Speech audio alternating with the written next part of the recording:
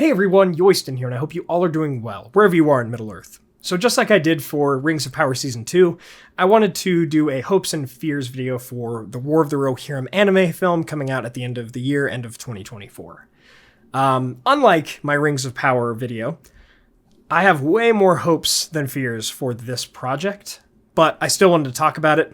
There have also been a few new pictures for the anime that have been released recently. I'm excited for whenever a trailer drops, potentially the next few weeks with Comic-Con coming soon, so I'll have a video definitely about that too. But with these pictures, we have some of the Golden Hall of Meduseld, Helm Hammerhand and his family nearby. We have one of Hera, who is the non-canonical adaptation of Helm's daughter. We don't really have a name for her in the canon and so forth. I'll come back to that in a little bit. And yeah, we've got a picture of Wolf, the antagonist of the war, so on and so forth. All of these pictures look fantastic, and I love the anime style. As someone who has just recently gotten into anime over the last year or so, watching Attack on Titan, Jujutsu Kaisen, and Vinland Saga, I'm very excited for this. I'm very excited to see. Let's just jump right into the hopes here. First of all, I think this is a perfect solo movie. I think the story that they have to tell, I just covered it in a recent video, the lore side of it.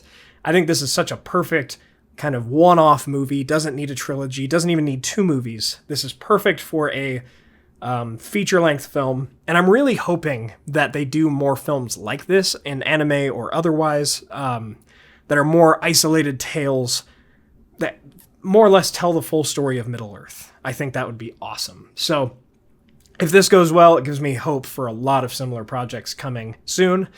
Also, at the helm of this movie, get it, because Helm Hammerhand, we have Warner Brothers, we have Philippa Boyens, we have Miranda Otto, and all of these, the institution of Warner Brothers, right, there's a lot that people might not love about them out there, but they gave Peter Jackson and his team the opportunity to make the trilogy, the Lord of the Rings trilogy, the Hobbit trilogy, so, at this point, I think I trust them more than I trust Amazon with the property. And I'm excited about that. We've got Philippa Boyens, a true lore master of Tolkien's work, someone who loves and is very passionate about all of Middle-earth, and one of the reasons that we got the Lord of the Rings trilogy in the way that we got it. She's going to do a great job, I already know that. My friend Matt over at Nerd of the Rings has done an interview with her, so please check that out if you're interested.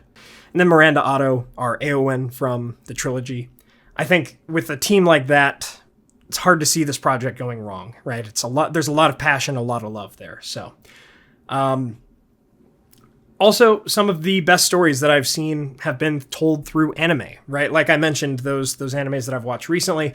This could be such a cool genre crossover, right? You have such a Western mythology in Middle-earth in the Lord of the Rings, mixed with the anime style, hopefully those styles found in Japan and so forth, right? This could be a really cool crossover that I really hope we see more of, because honestly, anime is such a great way to tell stories, and I think that would perhaps be the best format to tell the Silmarillion story if we can ever have that adaptation. So lots of hopes there, and again, more hopes than fears. But since this is the nature of this type of video, and I have read other people's comments about War of the Rohirrim, let's jump into a few fears. So the first one that comes to mind is that we do have at least one new major character, at least we are creating the non-canonical version of Hera, Helm's daughter, like I mentioned before, and I imagine she'll be taking the forefront of the story, at least be one of the main characters. Now, I do think this actually does work, because in the original story, Helm's daughter seems to be a pretty important part of the story at the beginning, because Wolf's father, Freka, was kind of like being intimidating and threatening towards Helm Hammerhand to try to get Helm to allow his daughter to marry Wolf. So the whole reason that this starts very much involves Helm's daughter. And then she just disappears from the story entirely. Like, I have no idea if she survived, if she died in the war, no clue. So it is kind of strange. It makes more sense that she'll be more involved. I think she kind of has to be. But again, there's that fear that you have new original characters, especially those that will end up being protagonists in any story. That's kind of like, well, again, as an adaptation, you want the characters in the story being the ones mostly adapted. Yet again, I think this is a good call to make her a more important character, because I think she kind of disappears throughout the story that she would more likely be present in, especially in a place like Rohan with the Shield Maidens, and we'll see about that. I'm not too worried, but she's a non-canonical character overall. We'll see how that goes. With that said, I'm not too worried about this in comparison to something like Rings of Power, but deviation from the lore generally. Again, Mumakil being at Edoras, super cool, doesn't make a lot of sense with what we have, right? So we know that the Easterlings invade Rohan during this war, but the Mumakil do not belong to the Easterlings. They belong to the Haradrim of the South. And so that's a bit different.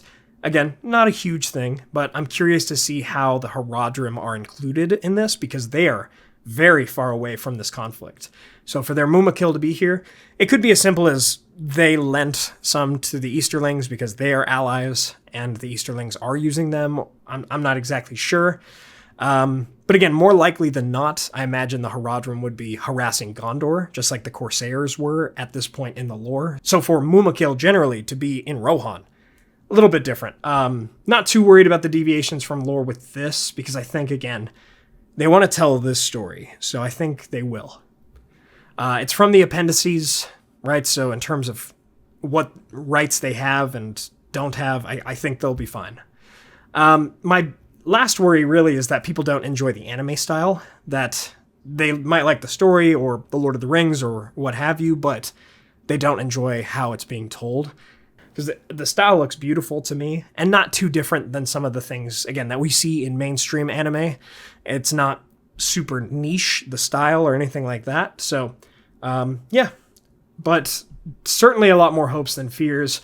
The pictures that have been released recently have been amazing. The quality's just awesome. Definitely looking forward to the trailer and whatever else comes out, because, I have a lot of trust in Philippa Boyens and Miranda Otto and a lot of the people running this project. I think this will be phenomenal. So I'm very excited to see it.